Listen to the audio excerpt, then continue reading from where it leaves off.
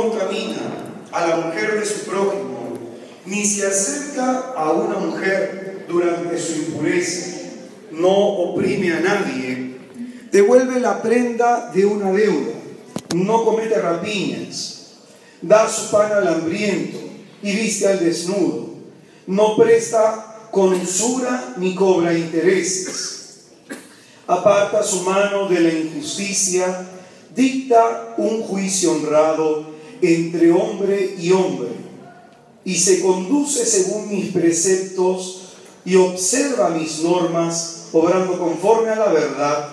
Un hombre así es justo, vivirá sin duda, oráculo del Señor Yahvé. Si éste engendra un hijo violento y sanguinario, que hace alguna de estas cosas que él mismo no había hecho, un hijo que come en los montes, contamina a la mujer de su prójimo, oprime al pobre y al indigente, comete rapiñas, no devuelve la prenda, alza sus ojos a las basuras, comete abominación, presta con usura y cobra intereses, éste no vivirá en modo alguno después de haber cometido todas esas abominaciones. Morirá sin remedio y su sangre recaerá sobre él. Y si éste a su vez engendra un hijo que ve todos los pecados que ha cometido su padre, de los que sin imitarlos, que no come en los montes ni alza sus ojos a la basura de la casa de Israel, no contamina a la mujer de su prójimo, no oprime a nadie, no guarda la prenda, no comete rapiñas, da su pan al hambriento, viste al desnudo, aparta su mano de la injusticia, no presta con usura ni cobra intereses, practica mis normas y se conduce según mis preceptos, éste no morirá por la culpa de su padre, vivirá sin duda. Su padre, porque fue violento, cometió rapiñas y no obró bien en medio de su pueblo, por eso morirá a causa de su culpa. Y vosotros decís: ¿por qué no carga el hijo con la culpa de su padre? Pero el hijo ha practicado el derecho y la justicia, ha observado todos mis preceptos y los ha puesto en práctica, vivirá sin duda. El que peque es quien morirá.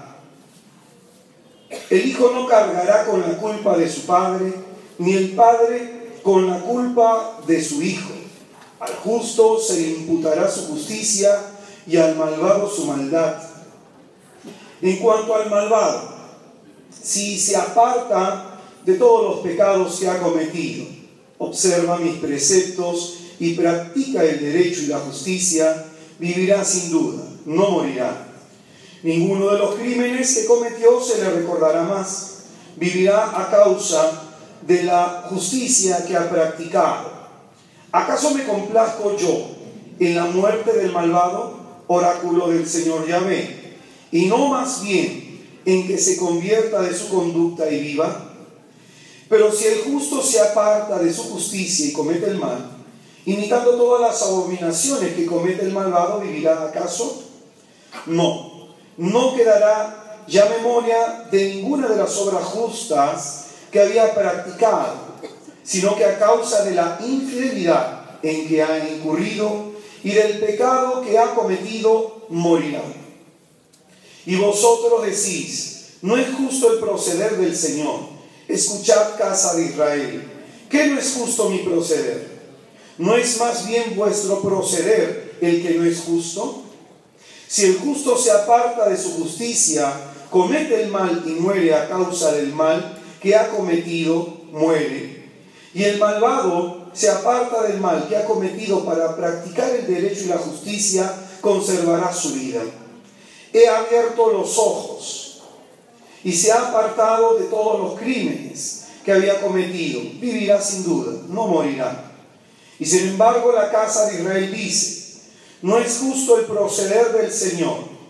¿Qué mi proceder no es justo, casa de Israel? ¿No es más bien vuestro proceder el que no es justo? Yo os juzgaré pues a cada uno según su proceder, casa de Israel, oráculo del Señor Yahvé. Convertíos y apartaos de todos vuestros crímenes. No haya para vosotros más ocasión de culpa. Descargaos de todos los crímenes que habéis cometido contra mí y haceos un corazón nuevo y un espíritu nuevo. ¿Por qué habéis de morir, casa de Israel? Yo no me complazco en la muerte de nadie, sea quien fuera. Oráculo del Señor Yahvé, convertíos y vivid. Es palabra de Dios. Dios quiere que todos los hombres se salven. Amén. El texto que hemos leído nos dice en el versículo 23: ¿acaso me complazco yo en la muerte del malvado? Oráculo del Señor Yahvé, y no más bien en que se convierta de su conducta y viva. Dios no se complace en la muerte de ninguno de nosotros. Dios no quiere la condenación de ninguno de nosotros. Somos nosotros quienes con nuestros actos nos condenamos. El texto que hemos leído nos habla de la responsabilidad personal, la responsabilidad que cada uno de nosotros tenemos frente a nuestros actos, tenemos frente a nuestra conducta. Amén. Hay gente que cuando se me acerca a hablarme de su vida moral, es decir, de sus pecados, hay gente que me dice: hermano, caí en este pecado por culpa de tal persona, o caí en este pecado por tal situación. Y hay personas incluso que me dicen: el demonio me tentó y me hizo caer. Entonces estas personas lo que ignoran en el fondo es eso, que cada uno de nosotros somos responsables de nuestra vida. Y es en ese sentido que el texto que acabamos de leer tiene una enseñanza importante para el pensamiento de aquella época. Nadie se condena por el pecado de otros. ¿Amén? ¿Qué significa eso? Dice el texto: tu padre pudo haber vivido como haya vivido, tu madre pudo haber hecho lo que haya hecho, pudiste haber tenido quizás no un buen ejemplo de santidad, mas eso no significa que no nos esforcemos por ser santos. ¿Amén? ¿Claros hasta acá? Si bien el comportamiento de nuestros padres ejerce una influencia real y actual en nuestra vida, la palabra de Dios dice que nosotros nos condenamos por nuestros propios pecados. ¿De acuerdo? Dicho de una manera sencilla, tú y yo elegimos la vida que queremos vivir. La vida que el día de hoy tenemos es resultado de todas las decisiones, para bien o para mal, que hayamos tomado. Aquí esto es importante: nadie se condena por el pecado del otro.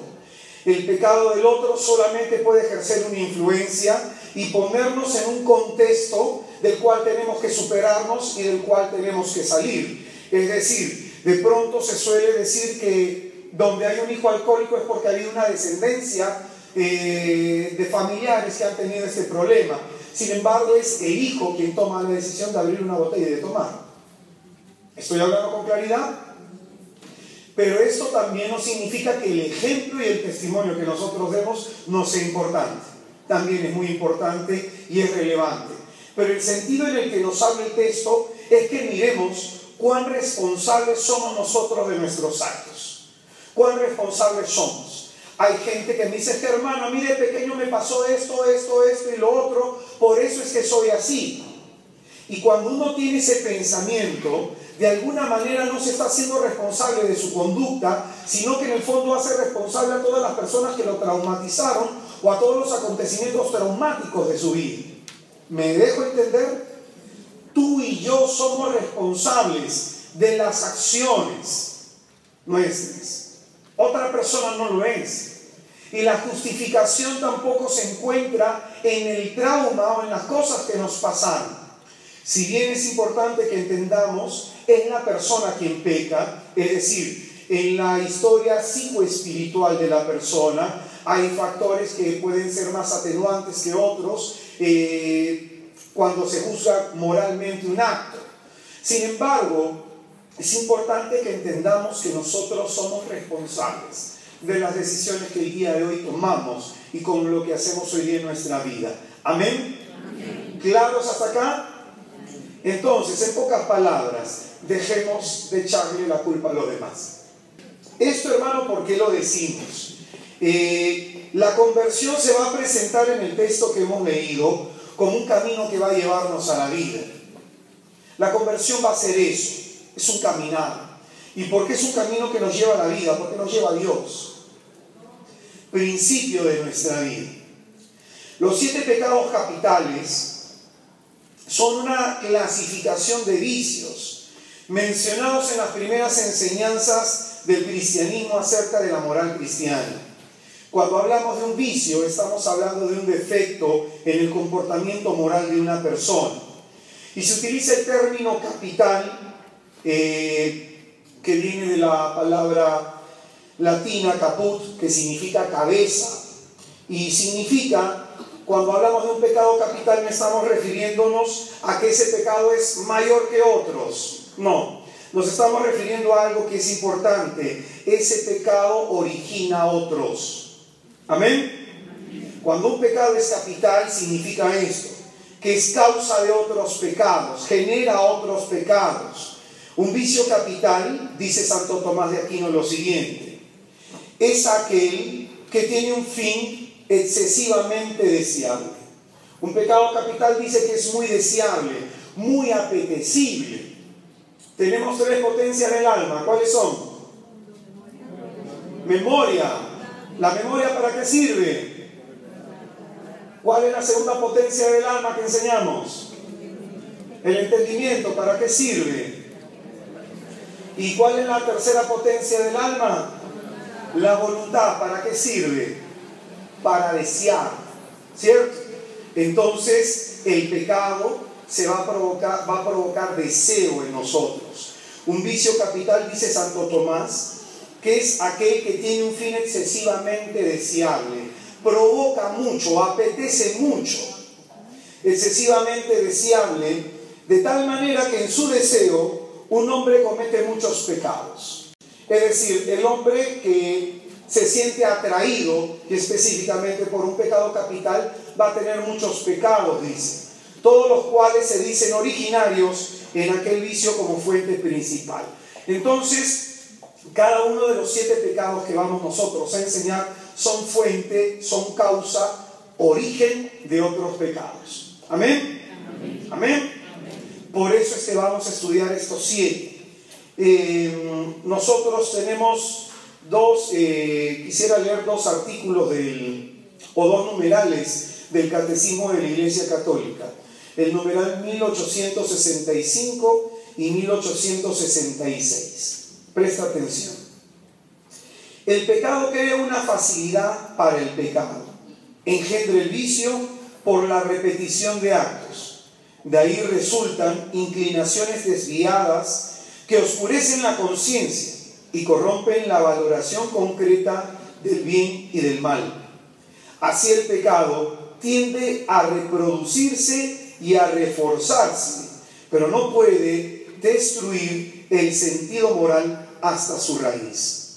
Explicamos este primer numeral. Dicho de una manera sencilla, que lo explicamos la semana pasada, el que peca se hace esclavo del pecado. ¿Amén? Es esclavizado, es decir, el pecado, cuando yo lo consiento, me dispone para volver a hacerlo. Va a generar en mí ese vicio, va a generar en mí esa actitud. Voy a tener el deseo de volver a caer en él. Eso es lo primero que nos está diciendo esta parte. Sin embargo, dice que por más que tienda a reproducirse y a reforzarse, no puede destruir el sentido moral de la persona. El pecado no puede destruir el sentido moral de la persona. El numeral 1866 dice: los vicios pueden ser catalogados según las virtudes a que se oponen, o también pueden ser referidos a los pecados capitales que la experiencia cristiana ha distinguido, siguiendo a San Juan Casiano y a San Gregorio Magno. Son llamados capitales porque generan otros pecados, otros vicios. El estudio de los pecados capitales se ha dado durante la historia de la Iglesia, y hay 2 autores que este texto nos está citando: a San Juan Casiano, usted lo puede buscar en internet, San Juan Casiano, y a San Gregorio Magno. En un principio se hablaban de 8 pecados, en un principio se hablaban de distintos tipos de pecados, pero de pronto ya con San Gregorio Magno se quedó más claro en 7 tipos de pecados. Nosotros estamos siguiendo el orden de pronto que está presentando la Iglesia, el orden también que llega a seguir Santo Tomás de Aquino. Los 7 pecados capitales son la soberbia, la avaricia, la envidia, la ira, la lujuria, la gula y la pereza. Repito, nosotros vamos a estudiar uno a uno, vamos a analizarlos y vamos a ver de pronto el medio como nosotros podamos superarlos. ¿Amén? Entonces, hasta acá hemos querido enseñar 2 cosas, que es nuestro punto de partida para comenzar a hablar de cada uno de estos pecados. Lo primero que hemos enseñado, entonces, es que hay una responsabilidad personal sobre cada una de nuestras acciones. ¿Amén? Todos tenemos una responsabilidad personal. Entonces, esto tiene que generar en nosotros la conciencia de siempre analizar cómo actuamos, qué decimos, cómo reaccionamos. No es culpa del otro. Y nosotros no nos vamos a condenar por nuestros actos. Y eso es importante, que cada uno tenemos que trabajar en la salvación de nuestra alma. ¿Amén? No son nuestros traumas, los problemas no es lo que nos pasó hace años, son las decisiones que tomamos el día de hoy. Que si bien es cierto, esas decisiones van a ser influenciadas por nuestro pasado, no nos determinan. Amén. Aparte, la palabra dice: todo lo puedo en aquel que me fortalece, y para Dios nada es imposible. Lo segundo que estamos diciendo acá como introducción, que el pecado capital tiene este nombre porque genera otros. A partir de ese pecado se dan otros, por eso es un pecado capital. Primer pecado capital, y de pronto quisiera empezar diciendo algo del orgullo que es importante. No por gusto es el primero. El orgullo causa incluso los otros pecados. El orgullo. ¿Qué es el orgullo? Vamos a empezar definiendo. Es el exceso de estimación propia que me lleva a tener un sentido elevado de mi propia dignidad. Es decir, es el desequilibrio de mi autoestima, que me puede llevar a tener complejos de superioridad o que me puede llevar a tener complejos de inferioridad. Porque aquí el orgulloso no solamente es la persona que tiene el exceso, sino aquella persona que también puede tener el defecto de autoestima. Exceso de estimación propia, que lleva a la persona a tener un sentido elevado, dicho de una manera sencilla, a tener un sentido distorsionado de su propia dignidad. El orgullo es conocido también como la arrogancia, la altanería, la vanidad o la vanagloria. Conocido también como arrogancia, altanería, vanidad o vanagloria. Hay personas que confunden el orgullo y la soberbia y piensan que son distintos. Y acá te quiero explicar que uno es causa del otro. La soberbia es causa del orgullo. Es decir, el orgullo me lleva a pensar que yo tengo una estima muy elevada, una sobreestimación de mi propia dignidad. Y porque así me creo superior a alguien, desprecio a la otra persona. Ese desprecio es la soberbia. Es la soberbia. Sin embargo, esta distinción la hacemos nosotros, pero en las Escrituras, cuando tú se encuentres la palabra arrogancia, vanagloria, la palabra altivez o la palabra soberbia, va hacia el mismo fin.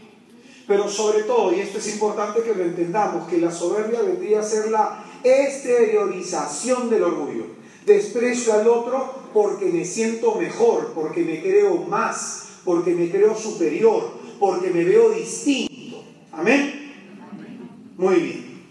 Filipenses capítulo 2 versículo 3 dice la Escritura, Filipenses 2:3: nada hagáis por ambición ni por vanagloria. Es decir, que el orgullo, que la soberbia, que la altanería, que la vanidad no esté en el punto de partida de nuestras acciones, que no nos mueve el orgullo, nos dice este texto, Nada hagáis ni por vanagloria, sino con humildad, considerando a los demás como superiores a uno mismo. El texto nos dice algo que es importantísimo. El Señor nos invita a ver en el otro como a nuestro superior. ¿Cómo tratas a tu superior? Con distinción, con honra, te preocupa cómo te pueda tratar. De esa forma tenemos que mirar a los demás, como superiores. Problemas para las personas que estamos enquistadas en el mundo, en donde tenemos una frasecita: yo no voy a dejar que me pisen el poncho. Por eso nos cuesta mirar a los demás como superiores. Y a todos o a algunos tenemos que ver como superiores. Mira lo que dice la palabra, que en el principio de nuestras acciones, que nuestras acciones no sean motivadas por la vanagloria, por la soberbia, sino por la humildad. Y eso implicaría mirar a cada uno de los demás como superiores a nosotros mismos. Y es por eso que, escucha bien, el orgullo va a afectar, va a destruir todas nuestras relaciones interpersonales. Entre los cónyuges, padres con hijos, hijos con los padres, todas las relaciones interpersonales, incluso la de Dios. La palabra de Dios dice en 1 de Pedro capítulo 5, versículo 5: revestíos todos de humildad. Si no hay humildad en mi relación con el otro termina viéndose afectada. Si no hay humildad en tu relación con tu cónyuge, tu relación terminará siendo afectada. Si no hay humildad en tu relación con tus hijos, en la relación en tu trabajo, en la relación con la gente a la que te toca dirigir espiritualmente, esa relación siempre será conflictiva. Ya lo veremos más adelante por qué. Y acá dice una sentencia tremenda, hermano. Dice: revestidos todos de humildad en vuestras mutuas relaciones. Escucha esta sentencia: pues Dios resiste a los soberbios y da su gracia a los humildes. Yo aprendí el sentido de esta cita bíblica de una manera muy dura. Cuando yo me inicié en las cosas del Señor, de pronto el Señor, por un gesto de misericordia, me dio carismas, y me dio carismas de la noche a la mañana. Yo tenía un año en mi comunidad y aparecieron varios carismas, y de pronto eso me llenó de orgullo, de vanagloria, porque yo veía al hermano que tenía 800 años en el grupo que no tenía los mismos carismas que yo, veía hermanos que tenían más tiempo que yo, que no predicaban como yo o no eran tan solicitados como yo, y de pronto mi corazón se llenó de orgullo. De pronto en las cosas del Señor era muy efectivo, organizaba eventos y todas las cosas salían bien, y comencé yo a sentirme bien. No lo exteriorizaba, pero pensaba que yo era el exitoso, pensaba que yo era de pronto la persona que podía sacar cualquier cosa adelante. Y de pronto el Señor permitió 3 años y medio de fracaso. A mitad de ese proceso al Señor le pregunté: ¿qué pasa? ¿Por qué de la noche a la mañana todo va bien y ahora todo anda mal? Es más, me cuesta, Señor, hacer las cosas que antes hacía. Y el Señor me regaló una visión preciosa. Y me regaló una visión en donde yo estoy queriendo avanzar, pero en esta posición así. Y de pronto veo la mano de Dios así sobre mi cabeza. La mano de Dios desde alto puesta así. Y yo queriendo avanzar, movía mis pies. Y la mano de Dios así. Y ahí entendí este texto. Dios resiste a los soberbios y da su gracia a los humildes. ¿Por qué crees, hermanos, que hay algunas cosas que no nos salen? ¿Por qué crees de pronto que será el fracaso en la vida? ¿Por qué crees que de pronto a veces nuestros planes no se cumplen o no resultan las cosas que nosotros nos habíamos propuesto? ¿Por qué a veces pareciera como si no contásemos con el favor del Señor? Ya tienen la explicación. Dios resiste a los soberbios. Santiago capítulo 4 versículo 6 dice: Dios resiste a los soberbios y da su gracia a los humildes. Que Dios no va a permitir, Dios se va a resistir, va a enfrentar los planes del soberbio. Los planes del orgulloso no se van a concretar. Y de pronto, esto por una sencilla razón, que llega a decirlo nuestra Santísima Madre en el Magnífica. La Virgen dice: el Todopoderoso ha hecho cosas grandes en mí. ¿Qué ha hecho el Todopoderoso? ¿O pequeñas? ¿O pequeñas? La Virgen en el Magníficat te enseña cómo contar con el favor de Dios. Dice en los primeros versículos del Magníficat, porque ha puesto su mirada en la pequeñez, o en otros textos traduce, en la humillación de su esclavo. ¿Por qué el Todopoderoso hace cosas grandes en una persona? Porque esa persona se humilla a Dios, se humilla ante Dios. Porque esa persona busca estar sometida a los pies del Señor. ¿Amén? Amén. Hermano, cuando algo no te resulte, piensa, ¿estoy actuando con orgullo? Cuando de pronto haya fracaso en la vida, no le eches la culpa a la gente, piensa, ¿ha habido orgullo? Proverbios 16-18 dice, la soberbia precede a la ruina y el orgullo a la caída. Dicho de una manera sencilla, ahí en donde hay fracaso es porque antes ha habido soberbia. Ahí en donde hay ruina es porque antes hubo orgullo. Y esto se explica desde lo que hemos estado diciendo. Dios le quita su favor al orgulloso. Dios le quita su amparo. Dios le quita su protección al de corazón duro. Y se la quita para que una vez viniendo la ruina, una vez viniendo el fracaso, se someta y se doblegue ante Dios. Amén. Amén. Repito, Proverbios 16-18. La soberbia precede a la ruina, es decir, antes de la ruina ha habido soberbia. Ha habido soberbia. Y el orgullo a la caída. Antes de que caigamos en el pecado, ha habido orgullo.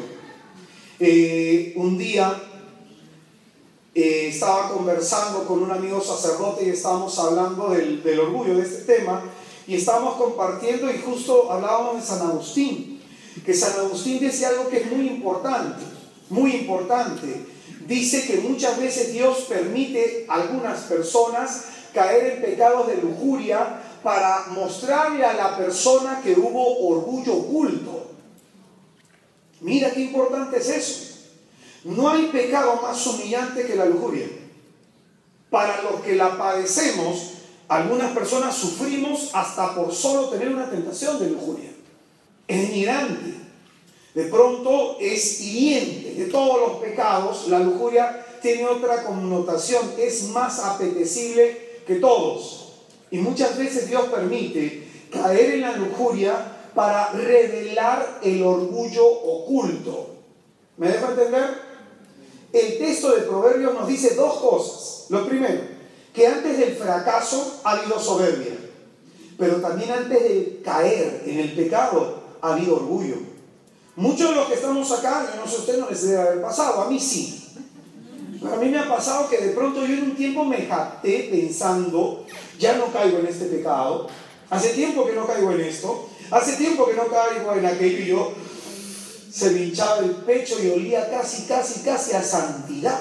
Y de pronto, ¡pum!, caí en un pecado de esos que te embarras y no sales y te hace sentir una porquería y te viene un sentimiento de culpa.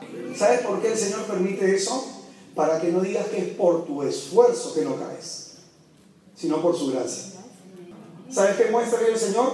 Si yo te retiro mi favor, mira quién eres, mira lo que eres.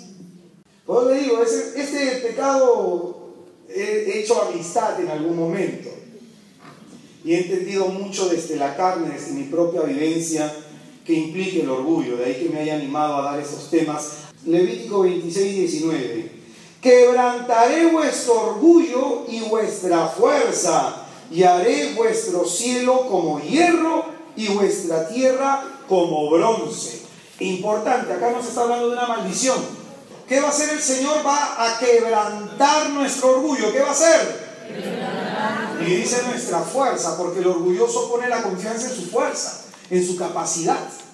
Es autodependiente de sí mismo, nada más. Depende. Entonces mira, esto es importante. ¿Qué va a quebrantar el Señor? Nuestro orgullo. Y en ese quebrantar nuestro orgullo nos vamos a sentir débiles. nos vamos a sentir débiles. Y va a pasar dos cosas. ¿Qué va a pasar con los cielos sobre nosotros? Y haré vuestro cielo como hierro. ¿Qué significa? Que cuando tú ores, lanzarás tu oración, rebotará y te caerá a los pies. No te la va a escuchar el Señor. No te la va a escuchar. Y a continuación, ¿qué dice? Y vuestra tierra como bronce. Todo proyecto que empieces no va a dar fruto. Todo proyecto que empieces no va a dar fruto. ¿Claro hasta acá? Por eso el orgullo genera maldición. El orgullo genera maldición. Yo he visto personas y me ha tocado orar por muchos enfermos, que había un bloqueo espiritual sobre ellos. Y lo primero que tenían que hacer era confesarse. Lo primero. Yo puedo orar por los hermanos, pero los sacerdotes son los que tienen la sacra potestas, el poder sagrado para poder liberar del pecado. Entonces, hay muchas personas que no se dan cuenta de esto. Mi padre era una persona que decía, donde pongo el dedo sale petróleo. Y en verdad, mi padre fue un hombre bastante pobre. Nacimos nosotros en un callejoncito en Barranco, y mi padre fue autodidacta. Mi padre tiene una biblioteca gigantesca, pero nunca pisó una universidad. Tiene un estudio jurídico, pero él no es abogado, él es autodidacta, un hombre muy inteligente, le encanta leer, tiene pues un montón de libros, ¿no? Y mi padre ha sido una persona que sacó la familia adelante, logró muchas cosas, casa propia en Barranco de 3 pisos, a todos nos pagó universidad, se logró mucho, tuvo varias empresas, y de pronto, por lo menos 2 años después que dijo esa frase, por tercera vez, una a una sus empresas comenzaron a quebrarse. Yo recuerdo que en esa época comencé yo, para ayudarlo a mi viejo económicamente, a venderle whiskies. Mi padre tenía cajas de Chivas Regal, entonces yo se los vendía para que tuviera que comer. En ese proceso, que habrá durado como 2 años, a mí me tocó evangelizar a mi padre. Le hablé del Señor, le hablé de Jesucristo todos los viernes. Mi padre me esperaba para escuchar la palabra de Dios, y así estuve más o menos como 1 año y medio, casi 2 años. La cosa es que mi padre, al final de ese proceso, le dijo al Señor: reconozco que me equivoqué, reconozco que fui orgulloso. 1 año después, el Señor comenzó a restaurarlo. Mi padre comenzó a trabajar gratuitamente para otras personas. Hubo una mujer que tenía un litigio legal, y de pronto ella estaba peleando la administración de una pesquera. No tenía dinero para pagar el abogado. Mi padre la atendió, vieron el caso, ganaron el caso, y la paga de la mujer fue excelente. Y no tanto así, sino que lo volvieron a mi padre y al grupo de personas con las que estaban administradores de esa pesquera, y comenzó a levantarse económicamente. Mi padre, que había aprendido la lección, le dijo al Señor: Señor, quiero un departamento nuevo. El dinero que tenía lo puso en el Banco Azteca cuando recién se abrió, y cuando recién se abrió regalaban para todo el Perú un departamento. ¿Quién cree que se lo sacó? Mi padre. Pero se lo sacó en Surco, y a mi padre no le gusta Surco, a mí sí. Entonces mi padre vendió el departamento porque quería uno en Miraflores. Entonces mi padre así se comenzó a levantar y aprendió esa gran lección. Pero lamentablemente muchos no la aprendemos. Muchos no decimos: Señor, aprendí la lección. Muchos no la aprendemos. Y le echamos la culpa a los demás, y hacemos a los demás culpables de nuestros fracasos. Hermano, pero el fracaso te está afectando a ti. Y si te está afectando a ti, es porque Dios está quebrantando, ¿qué cosa? Nuestro orgullo. Y con eso está rompiendo nuestras fuerzas. Es decir, no quiere que pongas tu esfuerzo o tu confianza en ti, sino en Él. Hermano, si sientes que tus cielos están cerrados y Dios no está escuchando tus oraciones, si sientes que todo proyecto que realizas no está dando fruto, pregúntate, hermano, por qué es. Amén. A veces nos quejamos de que tenemos sequedad espiritual. Como dije en una clase, hay algunos hermanos que dicen: hermano, el Señor me está llevando a otro nivel espiritual. No.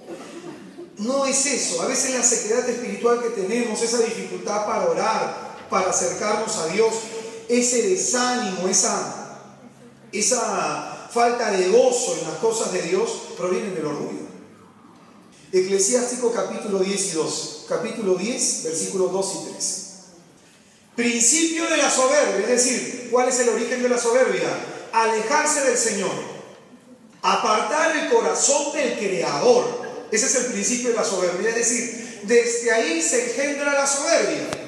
Desde ahí se engendra el orgullo. Más adelante veremos por qué. Versículo 13 dice: porque el principio de la soberbia es el pecado, el que se aferra a ella difunde iniquidad. Amén. Hermano, para que lo entendamos en buen castellano, Dios humilla a los que actúan con soberbia. Libro del profeta Daniel, capítulo 4, versículo 34. Dios puede humillar a los que actúan con soberbia. Ahora, ¿por qué los humilla? Porque los está castigando. Dios tiene una intención: corregir. Acuérdate cómo hemos empezado. Dios no quiere nuestra muerte, no quiere que nos condenemos, y de alguna manera nos tiene que corregir. Simplemente que algunas formas nos van a doler a nosotros. Muy bien. La persona orgullosa, vamos a describir un perfil psicoespiritual del orgulloso. Algunos síntomas del orgulloso: busca la satisfacción personal.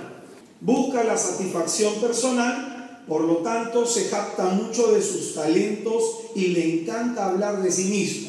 Por eso el orgulloso es una persona que siempre va a buscar la satisfacción personal, hacer las cosas que le gustan, las cosas que le retribuyen emocionalmente. Se jacta mucho de sus talentos. Yo tengo esto, yo tengo lo otro. Por lo tanto suele compararse.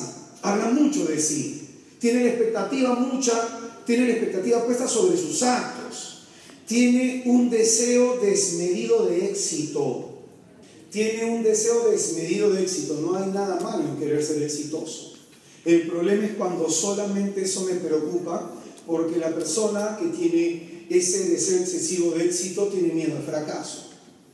Y en la vida, para los que hemos pasado la base 3, sabemos que en la vida siempre van a haber fracasos. Y el hombre se debe construir desde sus fracasos. Este deseo de éxito es en un área. ¿Y esto por qué? Para callar en su vida lo que está mal. Tenía un amigo, estaba llevando 2 maestrías a la vez, a un gran nivel ese pata. Pero estaba mal su matrimonio, estaba mal su relación con sus padres, estaba mal su relación consigo mismo, una persona depresiva, pero como era bueno solamente en eso, se aferró a eso. Hay que tener las personas que el trabajo es casi su Dios, ¿no? Personas que tienen eso, o sea, se aferran a una sola cosa porque hay otras áreas en su vida que están mal y no las quieren corregir. La persona orgullosa suele ser así, se aferra a algo. Estas personas, las personas que tenemos el orgullo, padecemos de este mal, no nos conocemos según la verdad. Somos esclavos de nuestras mentiras. El orgulloso miente mucho. Somos esclavos de las cosas que ocultamos. Por eso el orgulloso no se conoce según la verdad. Y la palabra de Dios dice en Juan 8:32, ¿la verdad que nos hará? ¿La verdad nos hará? Entonces el orgulloso no quiere saber la verdad sobre sí mismo. No quiere saber la verdad sobre sí mismo. Más adelante diremos algunas cosas más que van con este punto. El orgulloso es aquella persona que busca el reconocimiento de los demás, por eso busca lucirse. El orgulloso desea sentirse necesitado de los demás. Le gusta que los demás lo necesiten. Por eso, ojo, hay que entender muchas veces el orgullo que se disfraza de falsa humildad. Se disfraza de falsa humildad. Y sobre todo en el entorno espiritual, ¿no? Una persona un día me dijo, un amigo me decía, ¿no? Hermano, yo no puedo decirle no a la gente cuando me pide un servicio. Yo le digo, tienes un problema de orgullo. Pero es que, ¿cómo decirle no? Porque en el fondo tienes miedo que tu no signifique rechazo para ellos. En el fondo estás pensando en el rechazo. Entonces hay mucha gente que dice sí para que no le digan eso. Un día una persona me dijo, hermano, ¿usted puede orar y preguntarle al Señor qué me quiere decir? No. Ah, entonces usted es un falso profeta. Pero fíjate, hermano, es sano decir no. Más bien pregúntate cuando o dices mucho no o cuando no lo dices. Porque todos los extremos son malos. El exceso o el defecto siempre implica un vicio, siempre va a acarrear un vicio. Entonces las personas orgullosas quieren lucirse porque necesitan el reconocimiento de los demás, desean sentirse necesitados de los demás, que los demás lo necesiten. Yo en lo personal critico mucho la actitud de algunos predicadores que ponen su teléfono en su Facebook, número de contratos y que esto, Mire, eso yo te entiendo si tú fueras un profesor, si tú fueras, qué sé yo, pues alguien que da un servicio natural. Pero si tu servicio es sobrenatural, hermano, ¿qué estás buscando? ¿Publicidad? Yo un día le dije a un amigo predicador, le dije, hermano, tú pones, doy retiros, hago esto, hago lo otro, aquí y allá, mejor pon también que sacas demonios, que puedes hacer oración intergeneracional, hasta la 10ª generación, pon eso, pues hermano. Y qué absurdo suena, porque en verdad, yo ahorita me pongo a orar por alguien, pero de mí no depende que pase algo. No es que yo tenga un carisma, es como que tu olla te diga, yo mando en esta casa. Es como que tu escoba te diga, yo te voy a decir a ti cuándo barrer y cuándo no. Así de ridículo suena cuando tú y yo pensamos que tenemos algo y que nosotros somos quienes le mandamos a Dios. Así de ridículo suena. Por eso, hermanos, siempre hay que tener santo temor de Dios y con una santa actitud reverente acercarnos a Él. El orgulloso no va a entender esto, pues. Busca reconocimiento de los demás. El orgulloso desea ser el centro de atención. La risa escandalosa, la forma de vestir escandalosa, la actitud escandalosa. En el fondo, ¿qué busca? Mírenme, atiéndanme. No le gusta pasar desapercibido. Por eso el orgulloso en una reunión no va a estar callado. O sea, va a estar siempre queriendo opinar, queriendo hablar. No deja hablar a los demás. 1 Corintios 1:31 dice, el que se gloríe, gloríese en el Señor. El orgulloso se gloría en sí mismo. 1 Corintios 1:31, el que se gloríe, gloríese en el Señor. Al orgulloso le preocupa mucho su imagen, le preocupa mucho el qué dirán. Juan 5:44, el Señor le critica esa actitud a los fariseos, que prefirieron más el aprecio de los hombres. Juan 5:44, prefirieron más el aprecio de los hombres que el aprecio de Dios. Gustaban más ser vistos por la gente y les importaba muy poco cómo Dios les veía. Juan 5:44. Por eso el orgulloso, como le preocupa mucho el que dirán, quiere hacerlo todo bien. ¿Por qué? Para no ser evaluado.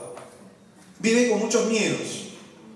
El orgulloso vive con muchos miedos, pues, porque va a tratar de proteger su imagen, va a tratar de proteger la imagen que los demás puedan tener de él o de ella. No soporta que le manden. Le gusta mandar. Y a quien no le gusta obedecer no va a saber mandar, hermano.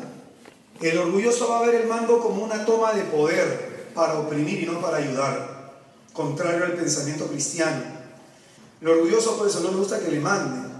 Es una persona intolerante, no tolera equivocarse.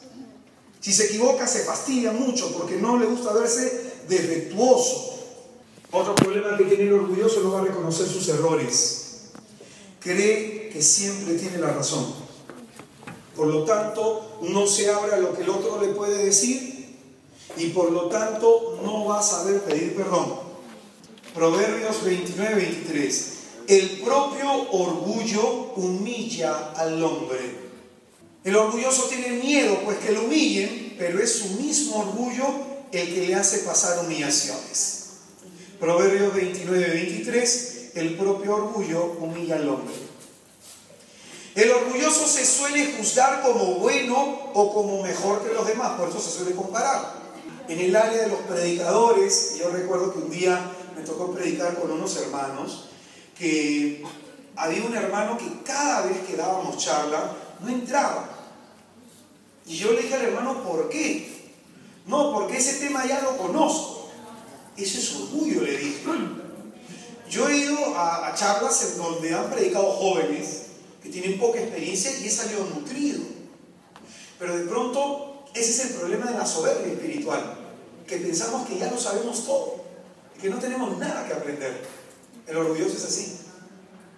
Piensa que ya lo sabe todo, que no tiene nada que aprender. Por eso el orgulloso es una persona que tiene poca formación. Poca formación. Defiende simplemente sus pensamientos. Porque para formarte tienes que abrir tu mente y escuchar al otro, lo que el otro te enseña. El orgulloso entonces se suele juzgar a sí mismo como bueno, como mejor, se compara con otras personas, es muy comparativo, no soporta ser corregido, porque cuando lo corrigen lo ve como un ataque. El orgulloso cuando es corregido lo ve, me estás atacando, me estás ofendiendo. ¿Les ha pasado eso cuando discuten con alguien? ¡Me está gritando! El orgulloso, como no le gusta reconocer sus errores ni que lo corrijan, suele justificar sus errores. Perdóname, pero es por esto. Cometí este mal por esta razón. Suele justificar sus errores. Por eso es que, como decíamos, no está abierto a la verdad y tiene un problema que se llama ceguera espiritual. El orgulloso tiene este problema, ceguera espiritual. Le cuesta reconocer sus pecados. Mateo 15:14. El Señor a los fariseos le dice ciegos. Guías ciegos que guían a otros ciegos. El orgulloso juzga a los demás cayendo en la crítica. El orgulloso es criticón, pues. Criticón. Posee un pensamiento farisaico. Que le lleva a ver a los demás como pecadores, pero no es capaz de ver su propio pecado. El orgulloso ve el defecto en fulano, en sultano, en mengano, pero en sí no lo ve. Ese es el problema del orgulloso. Es el que a todo el mundo le gusta decir sus males. A todos se lo dice, tú tienes esto, tú tienes lo otro, tú tienes aquí. Siempre mira la miseria ajena, pero no ve la propia miseria. Y el Señor, ¿qué es lo que nos dice? Que antes que saquemos la paja del ojo de nuestro hermano, saquemos la viga que hay en el nuestro. Mateo 7:3. El orgulloso vive en constante competición con los demás. Se suele comparar con los demás, por lo que, como ya hemos dicho, va a caer en el prejuicio, va a caer en la crítica. Siempre es una persona competitiva el orgulloso. Ahora, pecados que engendra el orgullo. He mencionado 12 nomás, ya, para que no te asustes. Lo que el orgullo va a generar es desánimo, queja, impaciencia, por el mismo perfil psicológico del orgulloso. Va a generar deseo de dominio, de imponer la propia voluntad. Ahí tienes pues a los hombres mandones, a las mujeres mandonas. No hay el hombre machista y la mujer feminista, pues. No, el machista le gusta mandar y la feminista también. Deseo imponer su propia voluntad, deseo de dominio. Quinto, autosuficiencia. El orgulloso es una persona autosuficiente, no se reconoce necesitado de los demás. Y aquí tiene un pecado favorito, desobediencia. Repito hasta este 6, ¿ya? Desánimo, queja, impaciencia, deseo de dominio, autosuficiencia, desobediencia. Séptimo, hipocresía. El orgulloso es hipócrita, siempre va a generar esta doble vida. Hipocresía. Octavo, va a ser una persona de discordia, pleitos, crítica. Noveno, cae en la crítica, egoísta, mentiroso y jactancioso. Repito todo. Desánimo, queja, impaciencia, deseo de dominio, autosuficiencia, desobediencia, hipocresía, discordia o división, crítica, egoísta, mentira, jactancioso. Esto es por mencionar algunos, pero se puede generar más.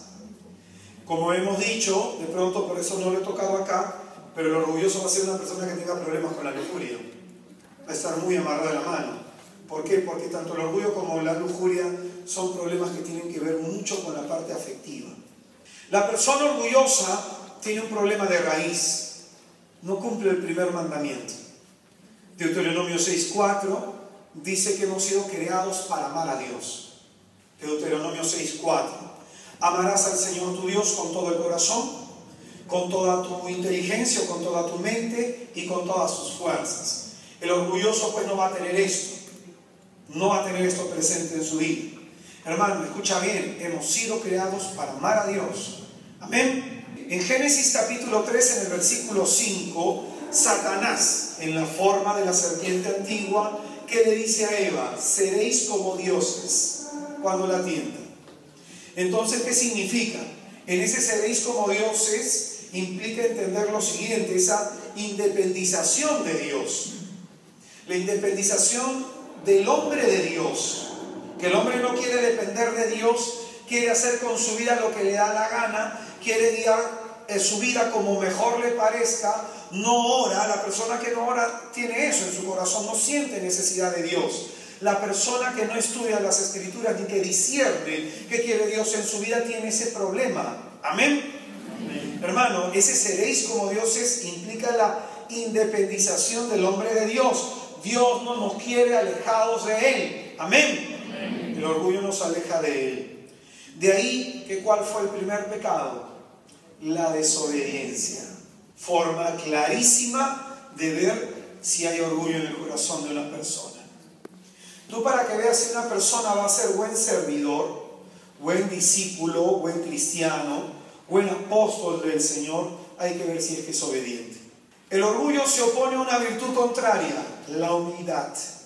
Entonces la humildad va a ser el medio, la forma como nos podemos nosotros sanar del orgullo. ¿Amén?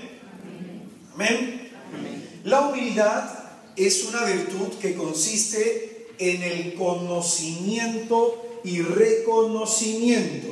Esto es importantísimo. Es una virtud que consiste en el conocimiento y reconocimiento de nuestras propias limitaciones y debilidades. Nuestras propias limitaciones y debilidades. El orgulloso no se mira, no se conoce según la verdad. No siente que necesita ayuda del otro. Es una persona muy metida en sí misma. Entonces no va a requerir la ayuda de otras personas. La virtud de la humildad entonces es el conocimiento de las propias limitaciones y debilidades y obrar de acuerdo a esas limitaciones, de acuerdo a esas debilidades. ¿Amén? Amén. Entonces lo característico de la humildad es el reconocimiento de que no somos perfectos, el reconocimiento de que somos defectuosos, de que tenemos problemas, el reconocimiento de que no soy más que los demás, el reconocimiento de que necesito del otro, el reconocimiento que no soy mejor que otro, distinto sí, mas no mejor, el reconocimiento de que yo también me equivoco y que tengo que reconocer cuándo me equivoco y cuándo pedir perdón, reconocimiento principalmente que necesito de Dios. De ahí que la persona que viva en la virtud de la humildad sabrá humillarse ante la presencia de Dios, sabrá someterse a la voluntad de Dios, sabrá rendirse ante la voluntad de Dios, doblegarse ante la voluntad de Dios. ¿Amén? Para ser humilde entonces hace falta tres cosas: reconocimiento de mis limitaciones, reconocimiento de mis errores y pecados. El orgulloso no hace examen de conciencia. Tercero, para poder ser humildes nos hace falta ser agradecidos con todos y con todo. Hermanos, ser agradecidos con los padres, por más errores que ellos tengan. Ser agradecidos con los hermanos, por más defectuosos que sean, algún bien te habrán hecho. Ser agradecidos con tu jefe, por más que te haya explotado, en algún momento Dios lo puso para bendecirte. Ser agradecido con todos y por todo, tanto por lo bueno y por las desgracias, porque las desgracias nos ayudan a ser mejor personas. Amén. Por favor, gracias y perdón. Tres cosas que nunca tienen que faltar de nuestro vocabulario en nuestras relaciones interpersonales. Nunca. Desde la persona que te cedió el asiento, no es su obligación. Yo un día le cedí el asiento a una señora que agarró y yo agarré y dije, de nada. Ay, pero usted es joven. Si tu padre, hasta ahorita, tú tienes 19 años, 20 años, 30 años, 40 años y vives en tu casa, gracias viejo. Gracias vieja por no haberme botado a la calle, porque ya tienes edad. Es como que de pronto hay personas en la vida que piensan que tienen que ser premiadas por haber tendido su cama. ¿Me dejo entender? Tendí mi cama, ¿ah? Estreñiste en la frente. Hermano, es lo que tú tienes que hacer. Y cuando tú cumples tus obligaciones, no debes ser premiado. Porque son tus obligaciones, es lo que te corresponde. Amén. Hermano, si tu vieja te preparó la comida, te esperó y te calentó la comida y te estuvo esperando hasta tarde, gracias, no es su obligación. Si tú ya has pasado la barrera de los 25, psicológicamente tú tienes que entender que ya no es tu padre y no es tu madre. Son las personas a las que tú tienes que cuidar, por si acaso, ¿no? Para practicar la humildad, primero la vida se tiene que centrar en Dios. Segundo, hay que dejar de mirar la miseria de los demás y ser conscientes de la propia. La humildad como virtud contraria al orgullo, Romanos 12:3 nos va a decir lo siguiente: en virtud de la gracia que nos fue dada, os digo a todos vosotros, escucha bien este consejo, no os estiméis en más de lo conveniente. Es decir, acá nos dice que la medida del amor propio no tiene que ser por un lado más, pero tampoco por un lado menos. La humildad no significa, ay, pobre de mí. Como un día yo conocí a una persona que, como tenía la voz bien bajita, me decía, yo soy bien humilde, hermanito. Yo le dije, si tú eres humilde, yo soy Madre Teresa de Calcuta. Humilde no es la persona que anda con una cara de piedad, ¿no? No, eso es simplemente tener un carácter apagado, un sentimiento de poquedad. De pronto, el humilde es el que se conoce. Y entonces la persona humilde no es, oye, pero es que su carácter es fuerte, no es humilde, no. No tiene nada que ver con eso. Es el conocimiento de mis limitaciones, de mis errores y de mis defectos. Saber que hasta acá llego, saber que esto no puedo, saber que este es mi problema moral. Esa es la humildad. Por eso miren lo que acá dice: no estiméis en más de lo que conviene, tened más bien una sobria estima. Una sobria estima. Se nos dice que nuestra estima, que el concepto, el conocimiento de nosotros mismos tiene que ser adecuado, tiene que ser de pronto mesurado. Por eso yo siempre he tenido problemas para juntar a predicadores, y te soy sincero, ¿no? Siempre he querido hacer eventos con otros hermanos que los he querido juntar y siempre me ponen un pero. ¿Por qué? Por esa competitividad. ¿Quién quiere ir primero? ¿Quién quiere ir al último en una jornada? Hay predicadores que quieren cerrar la jornada. A nadie le gusta abrirla. ¿Por qué? Se cae en la comparación. A lo mejor tú eres bueno en una cosa y el otro en otra. Entonces reconoce los defectos tuyos, tus virtudes también, y aprende a dejar de ver los defectos de tu hermano. Y aprende a darle gracias a Dios por la virtud de tu hermano. Yo pienso que la autoestima se construye sobre eso, en saber ver las virtudes de las personas. Yo cuando conozco a alguien no me fijo en sus defectos. Prefiero fijarme qué bueno tiene esta persona. ¿Por qué? Porque también me puede beneficiar. Su compañía, su cercanía me puede beneficiar. Su comportamiento, algo me puede decir. Uno tiene que vivir la vida pensando eso, los demás superiores. De forma práctica, hay que dejar de jactarnos, que somos mejor que los demás. De forma práctica hay que dejar de hablar de nuestros logros. No hables de tus logros, hermano. Hay gente que le gusta hacer eso, ¿no? Le gusta, en otra época yo fui. Deja de hablar de tus logros, no son tuyos, son de Dios. Dejar de hablar de mí, de uno mismo. Dejar de juzgar, dejar de criticar. Si tú quieres ser humilde, hermano, deja de buscar los reconocimientos. No aceptes las adulaciones. Amén.